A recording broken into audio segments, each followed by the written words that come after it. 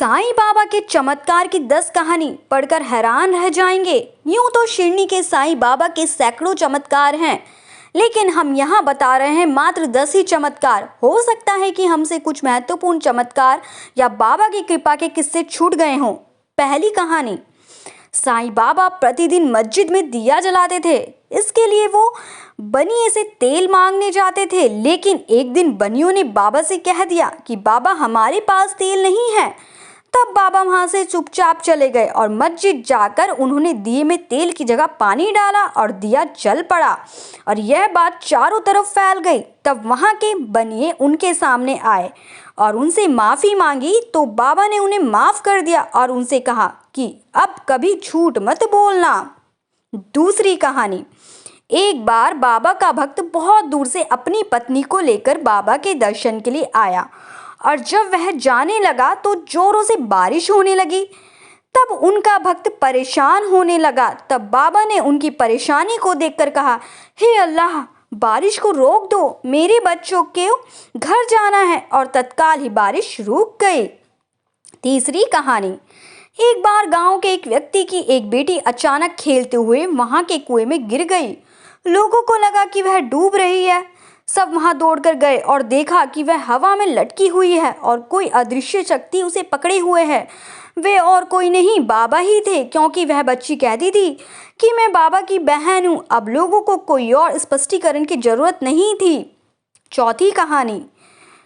महालास्पति के यहाँ जब पुत्र हुआ तो वे उसे बाबा के पास लेकर आए और उसका नामकरण करने के लिए कहने लगे। बाबा ने उस पुत्र को देखकर महालास्पति से कहा कि है इसके साथ अधिक आसक्ति मत रखो, सिर्फ 25 वर्ष तक ही इसका ध्यान रखो, इतना ही बहुत है। ये बात महालास्पति को तब समझ आई जब उनके पुत्र 25 वर्ष की आयु में देहांत हो गया।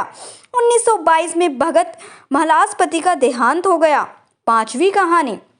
एक दिन बाबा ने 3 दिन के लिए अपने शरीर को छोड़ने से पहले महालास्पति से कहा कि यदि मैं 3 दिन में वापस लौटूं नहीं तो मेरे शरीर को अमुक जगह पर दफना देना। 3 दिन तक तुम्हें मेरे शरीर की रक्षा करनी होगी। धीरे धीरे बाबा की सांस बंद हो गई और शरीर की हलचल भी बंद हो गई। सभी लोगों में खबर फैल गई कि बाबा का देहांत हो गया।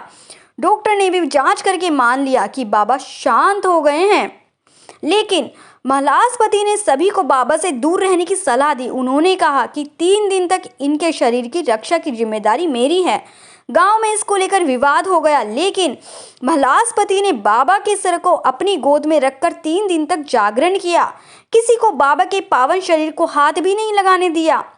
3 दिन बाद जब बाबा ने वापस शरीर धारण किया तो जैसे चमत्कार हो गया, चारों ओर हर्ष व्याप्त हो गया। छठी कहानी। मुंबई के रहने वाले काका महाजनी का विचार शिरडी में 1 सप्ताह ठहरने का था। पहले दिन दर्शन करने के बाद बाबा ने उनसे पूछा, तुम कब वापस जाओगे? उन्हें बाबा के इस प्रश्न पर आश्चर्य सा हुआ। तब उन्होंने कहा, जब आप आज्ञा दे तब। बाबा ने कहा, कल ही। यह सुनकर काका महाजनी ने तुरंत शिरडी से प्रस्थान कर लिया। जब वे मुंबई अपने ऑफिस में पहुंचे तो उन्होंने अपने सेठ को अति उत्सुकतापूर्वक प्रतीक्षा करते पाया, क्योंकि मुनीम के अचानक ही अव्यवस्थ हो जाने के कारण काका की उपस्थिति अनिवार्य हो गई थी। सेठ ने काका को बुलाने के लिए पत्र लिखा था, जो उनके पते पर वापस लौट आया। 7वीं कहानी। बाबा का जब हाथ जल गया था तो भागोजी सिंधे की उनके हाथ पर घी मलने और पट्टी लगाने का कार्य करते थे। भागोजी सिंधे कुष्ठ रोगी थे। चांदोकोरोजी बाबा के लिए मुंबई से एक डॉक्टर परमानंद को इलाज के लिए लेकर आए थे, लेकिन बाबा ने इनकार कर दिया और वे शिंदे के हाथों घी लगाकर ही ठीक हो गए। 8वीं कहानी। घुमाल एक मुकदमे के संबंध में निफाड़ के न्यायालय को जा रहे थे। मार्ग में वे शिरडी उतरे। उन्होंने बाबा के दर्शन के लिए तत्काल ही निफाड़ को प्रस्थान करने लगे, परंतु बाबा की स्वीकृति प्राप्त न हुई। उन्होंने उन्हें शिरडी में 1 सप्ताह और रोक लिया। इसी बीच में निफाड़ के न्यायाधीश उदर पीड़ा से ग्रस्त हो गए। इस कारण उनका मुकदमा किसी अगले दिन के लिए बढ़ाया गया। 1 सप्ताह बाद भाऊ साहब को लौटने की अनुमति मिली। इस मामले की सुनवाई कई महीनों तक और 4 न्यायाधीशों के पास हुई। फलस्वरूप धूमाल के मुकदमे में सफलता प्राप्त की और उनका मुकम्मल मामले में बरी हो गया। 9वीं कहानी। नासिक के प्रसिद्ध ज्योतिष वैदज्ञ 6 शास्त्रों सहित सामुद्रिक शास्त्र में भी पारंगत मूले शास्त्री एक बार नागपुर के धनपति साईं भक्त बापू साहब बूटी के साथ शिरडी पधारे। हस्तरेखा विशारद होने के नाते मूले शास्त्री ने बाबा के हाथ की परीक्षा करने की प्रार्थना की, परंतु बाबा ने उनकी प्रार्थना पर कोई ध्यान न देकर उन्हें 4 केले दिए और इसके बाद सब लोग वाड़े को लौट आए।